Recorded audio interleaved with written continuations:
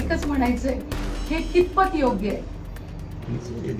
समर्थनच करणार नाही महिलांच्या बाबत 1 मिनिटात दिलगिरी व्यक्त केली. तर माझ्याकडं माझ्या सोशल मीडियावर जवळजवळ 19,000 माझे फॉलोअर्स आहे, 5,000 माझे फ्रेंड आहेत. मी महिला मोर्चाची छत्रपती संभाजीनगरची जिल्हाध्यक्ष आहे आणि ह्या सगळ्या महिला माझ्यासोबत काम करतात. असं नाही की मी फक्त ओबीसी समाजाची आहे, माझ्यासोबत मराठा समाजाच्या महिला आहेत, एससी समाजाच्या महिला आहेत, ओबीसी समाजाच्या महिला आहेत आणि 18 पगड जातीच्या लोकांना घेऊन मी सोबत काम करते.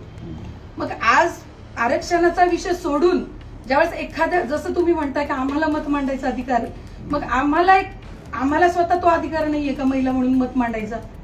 का आम्ही मांडलं नाही पाहिजे? तर मग आम्ही मांडतो त्यावेळेस आम्हाला डायरेक्ट बुधवार पेठेतल्या बायका बोललं जातं. ते मूर्खपणा. हे कितपत योग्य आहे? हे मूर्खपणा आहे ना. आपण समर्थन करत नाही. तुम्ही जसं सगळ्या जाती धर्माचं करता तसं आम्ही करतो. हे 8,000 झाल्या निवडी सगळ्या जाती धर्माच्या. भांडलो असतो का? आत्ता भांडलोय. मराठा आरक्षणाचा विषय तिकडे नेऊ नका आणि मी सगळ्या समाजासाठीच करतो. आणि तुमच्याबद्दल बोललेत ना, माझ्या तोडून त्या दिवशी जे शब्द गेले ते तुम्ही प्रश्न नाही विचारला तरी सांगतो. 1 मिनिटात दिलगिरी व्यक्त केली आणि सगळ्या जाती धर्माच्या माता मावल्याला न्याय देतो ना मी पण ते करणाराचा मी तर निषेध सांगितला ना. आणि समर्थनच नाही. ते लोकच नाहीत आमचे लोकच नाहीत. ते एक महिला काहीतरी मत मानते तर ती ऐकून घ्यायची कॅपॅसिटी पाहिजे. काय म्हणताय की तुम्ही जातीबाहेर जा, तुम्ही जात बदला, तुम्ही तुमच्या आडनाव बदला. म्हणजे पक्षाचं काम करतोय याचा अर्थ असं नाही होत ना. प्रत्येकाला ज्याचं त्याचा उद्देश प्रामाणिक होता. फक्त आम्ही एक महिला म्हणून त्यांना भेटायला आलो होतो.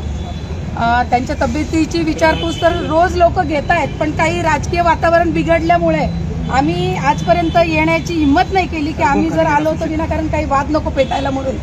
पण आज यायचं कारण असं झालं की आम्ही पक्षाच्या कार्यकर्त्या जरी असलो तर एक महिला आहोत आणि आम्ही ज्यावेळेस आमचं मत मांडतो आणि मत मांडताना आम्ही एखादी पोस्ट टाकतो पक्षाच्या बाजूनी म्हणा किंवा आरक्षणाच्या बाजूनी म्हणा किंवा आम्हाला काय वाटतं ते जर आम्ही एखाद्या वेळेस सोशल मीडियावर टाकतो तर त्यावेळेस इतकं गलिच्छ बोललं जातं, अक्षरशः इतकं गलिच्छ की म्हणजे आम्ही बुधवार पेठेतल्या बायका आहेत, आम्ही एकदम गेलेल्या आहेत, आम्ही एकदम कॅरेक्टरलेस आहे, या भाषेमध्ये आम्हाला बोललं जातं.